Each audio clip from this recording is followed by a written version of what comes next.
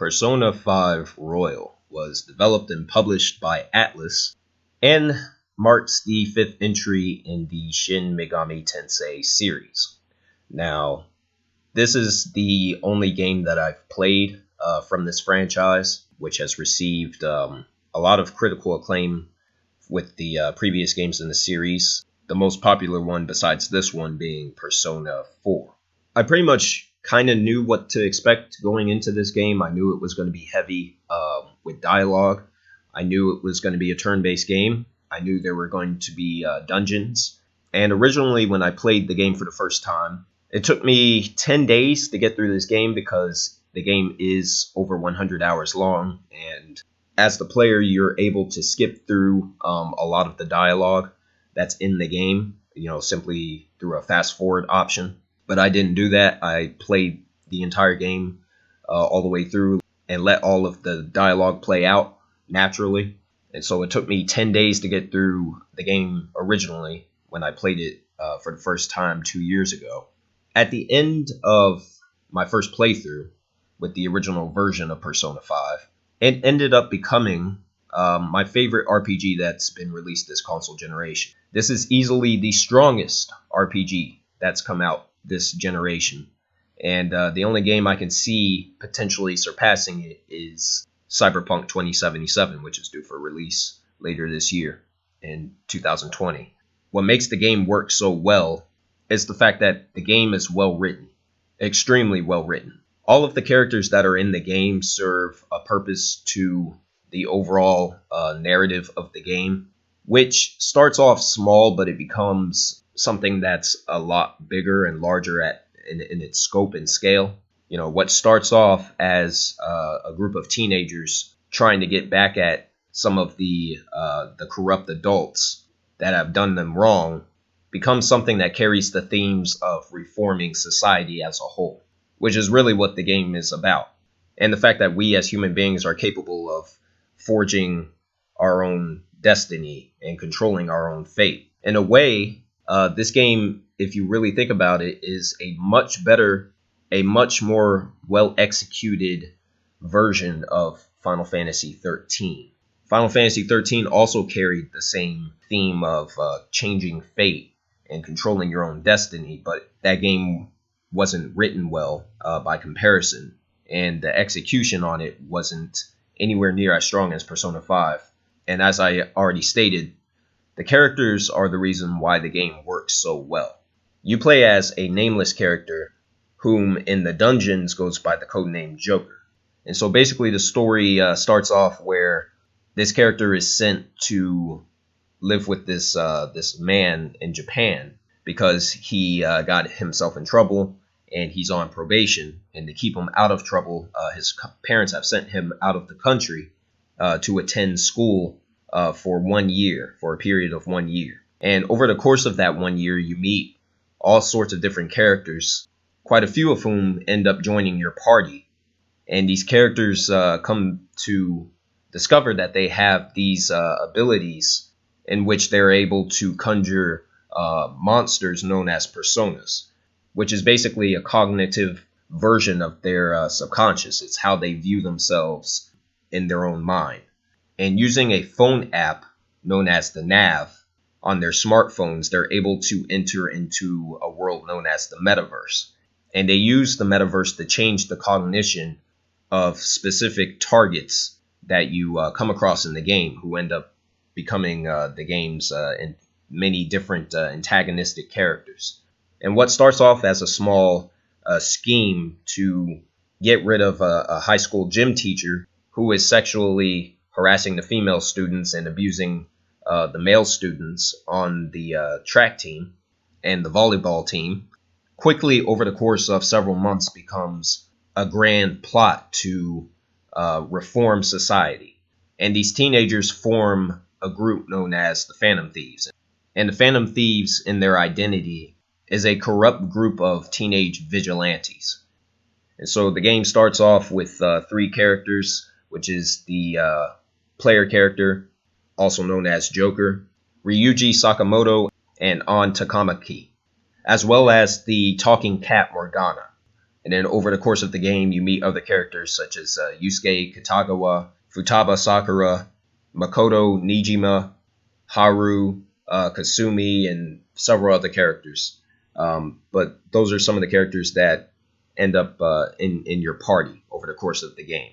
And basically, throughout the game, it's the character's goal to reform society while at the same time keeping their identities as the Phantom Thieves a secret.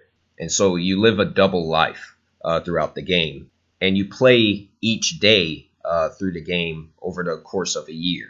And the way the game works is that you are presented with dozens of options of what you can do in the form of activities, and you are also given the opportunity to spend time with the characters, the other characters that are in the game, and build trust with them, and that will net you different perks, be it in combat or be it in one of the game's marketplaces or merchants.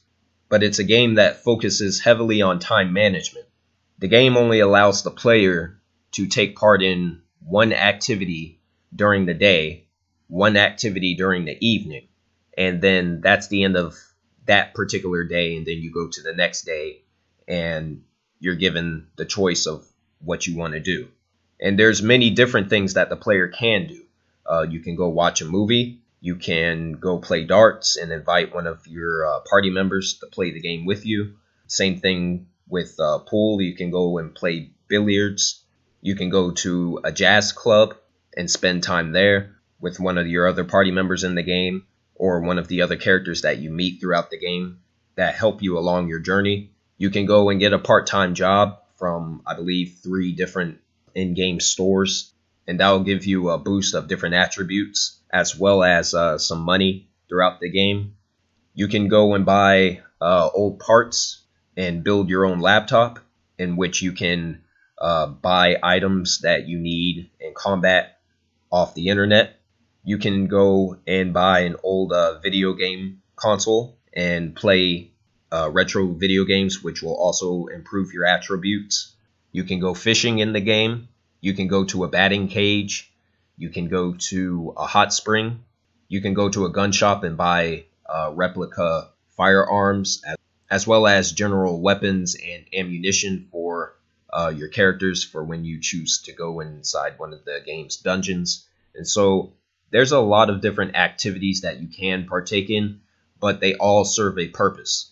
All the activities in the game give you a boost of these 5 different attributes, all of which include your knowledge, your guts, your kindness, your charm. And these different attributes will enable you to further engage with some of the other characters that are in the game. And they take a long time to level up. Each of these attributes can level up to level 5. And basically every time you do an activity or you interact with one of the characters in the game, you'll earn points, which you can't actually visually see, but those points will be added to whatever attribute that you're trying to upgrade. And then you have the characters in the game, which are known as confidants, and each confidant levels up to level 10. And there's well over 10 different confidants that are in the game, all of which include your party members as well as several other characters that you meet throughout the course of the game. And some of them are missable if you don't choose to explore. In Persona 5, one of the main reasons why the game works so well is because it's a very linear game. You basically have a map, and you start off with 3 small areas, and over the course of the game, those areas expand to other areas that you can go to. But it's not a hub world. It's not an open world game. Each area has a very specific amount of space that you can actually move within. They're basically zones, and if you need to go to a specific location, you can fast travel to a different zone. And the loading is pretty quick in this game, which is a good thing. You have to carefully choose how to manage your time. And so time management is a big part of the experience of playing Persona 5. Then you have the dungeons. You basically have 2 different types of dungeons in this game, but they both function pretty similar. You have the boss dungeons, which are these extensive levels in which you engage in combat. and you're tasked with going from point A to point B, which is the start of the dungeon all the way through to the end, and how much you actually want to engage in combat, can last well over 2 hours, if not longer, for some of the later levels that are in the game. And so you have several boss dungeons, which are known as palaces, and then you also have one large dungeon that's divided into several different levels, which are further divided into these individual areas, which are randomly generated every time you go to a different level, and that's mementos. And basically, these palaces are the cognition of the boss characters that are in the game, and mementos is the cognition of society as a whole. Once you defeat all the main bosses and you play through all the general levels that are in the game, you're sent to mementos. This is scripted, and that leads to the Qlifoth world towards the end of the game, and then finally that leads to what is the final boss of Persona 5. As I stated earlier, it's a long game. This playthrough, my second playthrough, it took me about 94 hours to play through the game, and instead of just letting the dialogue play out, I would just quickly read the dialogue to try and get through it faster without having to actually skip through the dialogue, because I knew I was going to make this retrospective. And so I didn't want to skip over anything that's actually important in regards to the game's narrative. And the game still holds up on subsequent playthroughs. The experience for me was just as good the second time as it was the first time. Now, another great thing about Persona 5 is the combat system. We don't see a whole lot of turn-based games anymore. We damn sure don't see any AAA turn-based games that are on the market. It's not a popular genre anymore the way it used to be. The combat system in Persona 5, the way it's designed, is that you have a general attack, and then you have your personas, which give you these unique abilities. And those abilities come in the form of special attacks, as well as buffs and debuffs. The buffs can range anywhere from raising a party member's attack or defense to increasing their evasion, which will allow the characters to dodge attacks easier for a specified number of turns. And the debuffs can range anywhere from decreasing a specific target's attack for their upcoming turn, or placing confusion on an enemy, so it makes it more difficult for the AI to react, and that'll give you more of a chance to go on the offensive. And when it comes to the offensive options, the game is really based around exploiting enemy weaknesses.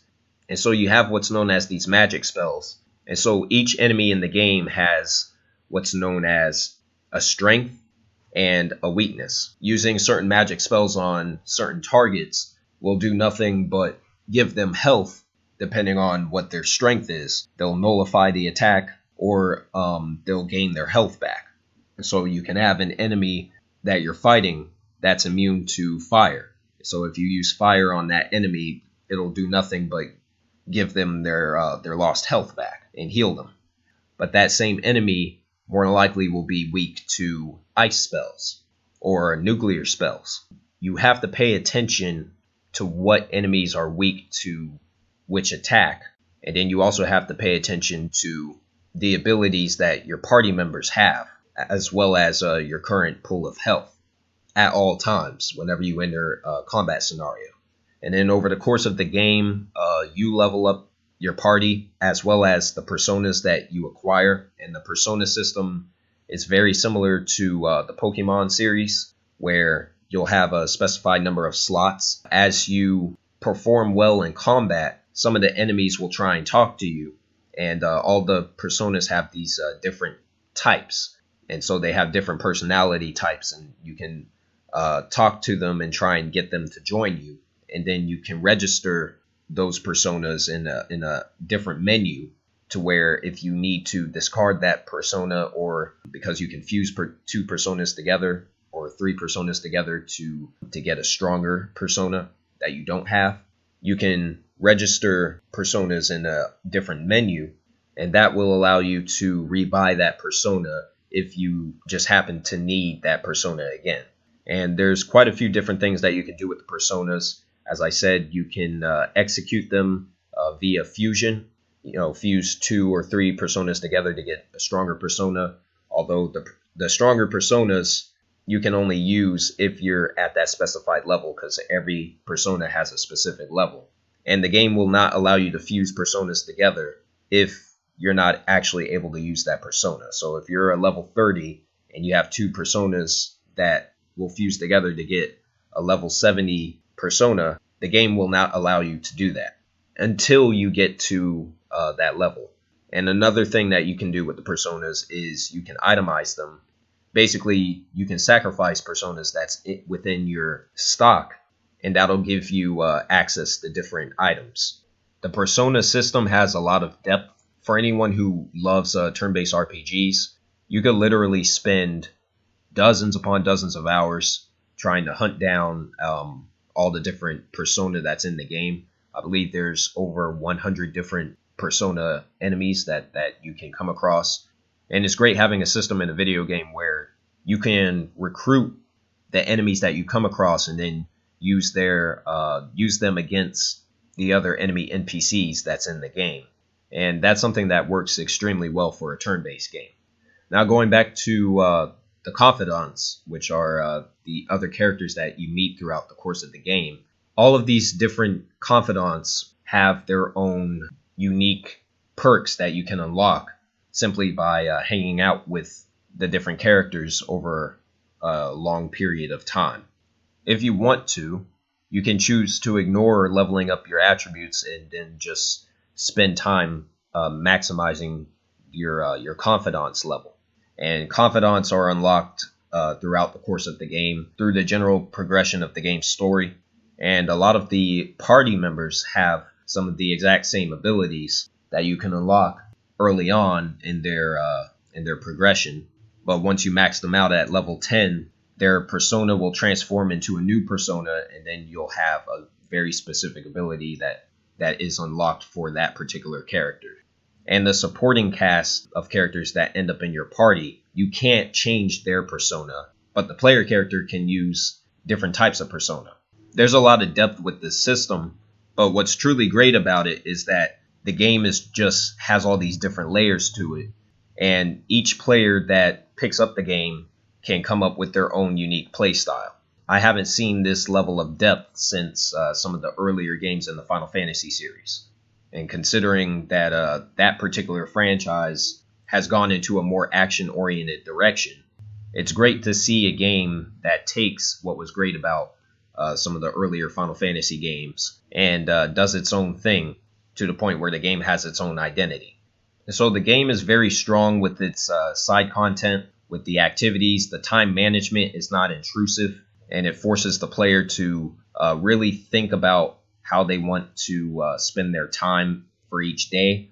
The dungeons are extensive, and each one of them has a different theme. For example, the first dungeon is a castle, and then the second dungeon is a museum. The third dungeon is a bank, a large bank. Every level feels like it has its own unique presence.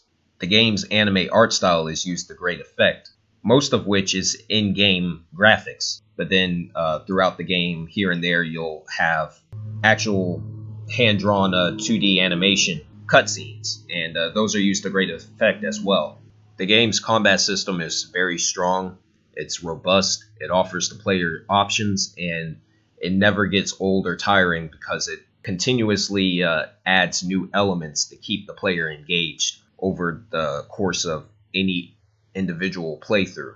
Now, I've been explaining what a lot of the game's strengths are, but what truly makes Persona 5 stand out among other RPG games that have been released this past generation is the presentation of the game's themes.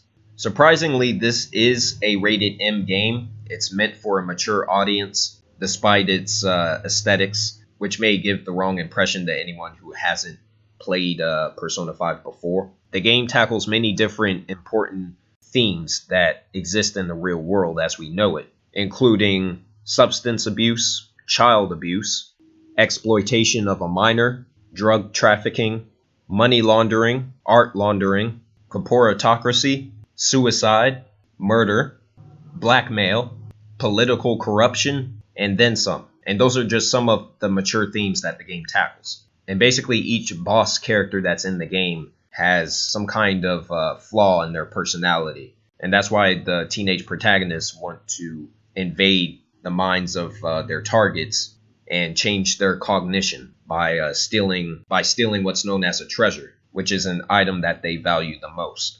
Now, it can be somewhat argued that the teenagers are also exploited in certain ways, such as the On character, which is this dim-witted blonde female character that's in the game. The game goes out of its way to exploit her in a sexual manner because her attire in the game's dungeons is this strange red dominatrix cat suit. And so she kind of stands out from the other characters in the game, and not necessarily in a good way. And the whole point of her character arc is that the other kids at her high school thinks that she is a slut and a whore, when in reality she's a victim of sexual abuse by someone who's supposed to be a mentor figure. And so it can be argued that certain characters can be nitpicked for the way that they're portrayed in the game, a big problem. But ultimately, I'm glad that the game tackles issues that are actually common in real life. And that's something that you don't see too often when it comes to video games. Most video games do not have a good story because gameplay is front and center. So it's nice to have a game in the industry that focuses on story, but also at the same time takes it serious to the point where it's not silly. Not that there aren't silly moments, and not that the dialogue is absolutely immaculate and just perfect in every way, but the game does take itself serious while at the same time providing the lighthearted moments to create for an overall enjoyable experience. And we don't see too many games like that these days. It's a very rare thing. I also appreciated all the different kinds of references that's in this game, mainly of which come in the form of movies and television shows. So if you choose to go to a movie theater in the game, which is one of the game's activities, if you pay close attention to the titles of the movies themselves, you'll notice that they have similarities to popular films that actually exist. Some of the ones that I noticed included Les Miserables and The Dark Knight, as well as The Dark Knight Rises. And then it also has references to popular TV shows that exist in the real world. And the ones I noticed from those were Desperate Housewives, House, The Walking Dead, The X-Files, so on and so forth. And that's great because this is a Japanese game. It was made clearly by a Japanese development team. And it's nice to see a different culture that pays homage to a different culture that's foreign to their own. And again, you don't see these types of things in other video games, especially other Japanese video games. And so that's one major way that Persona 5 stands out from the rest of the typical Japanese RPGs that are out there, including Final Fantasy, Zelda, Dark Souls, the Tales series, so on and so forth. Now, when you add up all of the pros together, this is a damn near flawless game. It is almost perfect. It's very strong with its side content. It's very strong with its combat system. The exploration is not annoying. I wasn't annoyed with the exploration in this game because it's not really a big game. It's a big game, but it's not a chore to explore any of the game's environments simply because they went with a more linear approach instead of creating this lifeless, boring open world game which you see on the market for video games today all the time. It's very strong with its writing and how it presents its characters, as well as the game's themes, which are thoroughly explored and leaves the player with something to think about throughout the course of the game, leading all the way through to its ending. But it's not a perfect game. There are a few flaws with it. One of the only times that I got frustrated playing this game was the boss fight with Okumura. That particular boss fight was very poorly handled and is easily the weakest boss encounter in the entire game, where they force the player to fight these enemies that are essentially damage sponges. If you get a game over, then you got to reload your save, and then you got to make a run to the boss, start over from the beginning. You got to skip through a bunch of dialogue and a cutscene and all that. So that was very poorly handled. And I don't remember if the Okumura boss fight was actually better executed in the original version of Persona 5, but the way it exists as it is in Royal is just, it's bad. There's no way to sugarcoat it or sidestep it.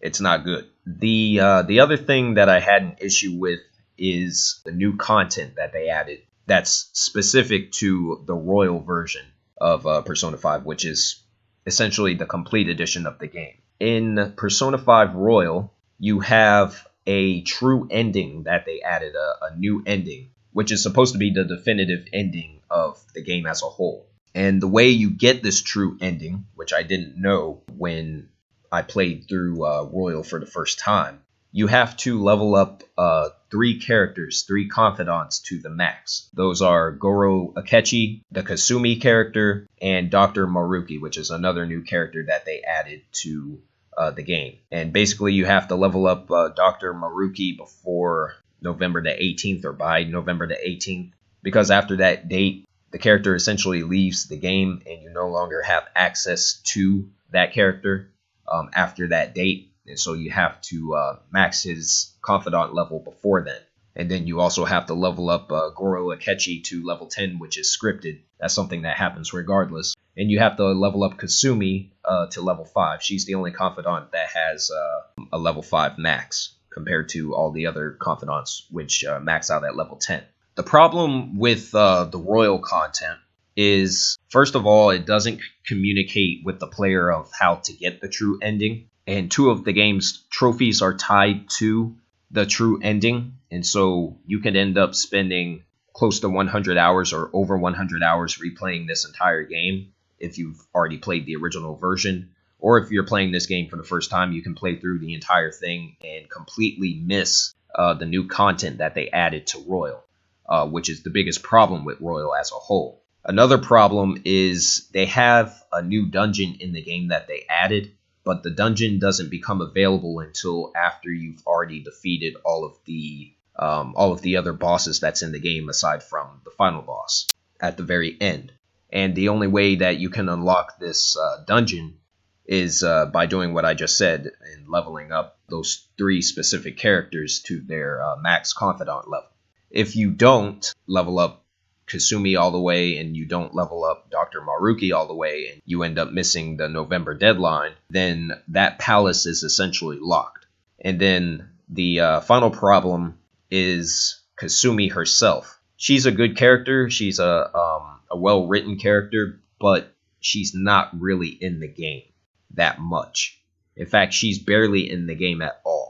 She randomly appears here and there throughout the course of the game through some added scenes in the game's narrative. And you do get to play as her very briefly with the introduction of the new palace that they did add to the game, but it's entirely scripted and it ends very quickly. And then Kasumi joins your party so late in the game that even if you do unlock access to her palace at the end of the game, it's really pointless because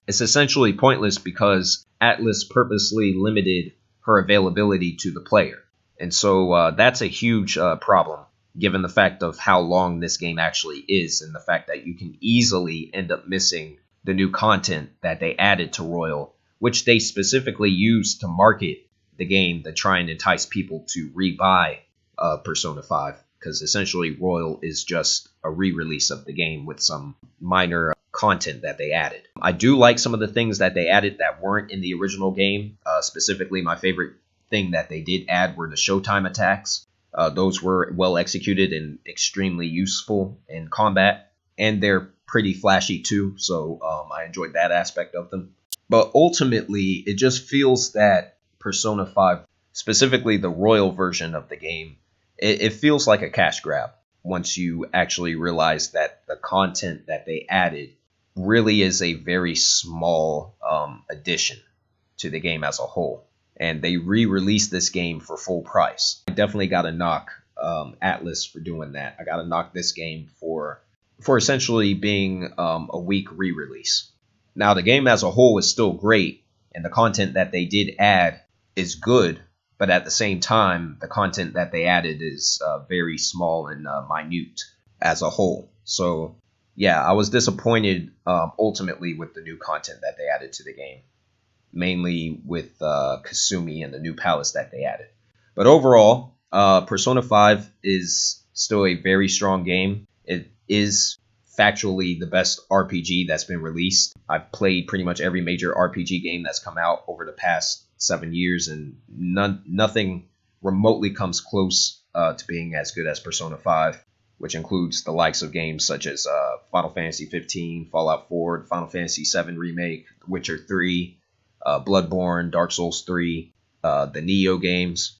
Nothing really comes as close to being on this game's level, and it's mainly due to the story, the way the characters are written, the game's themes, and the overall presentation. I definitely enjoyed this game from start to finish twice, and I'm currently on my third playthrough. I'm definitely looking forward to seeing what Atlas does next. And so that is the end of my retrospective for this game. And yeah, I can't wait till they announce Persona 6. Preposterous! You dare on the people's wishes!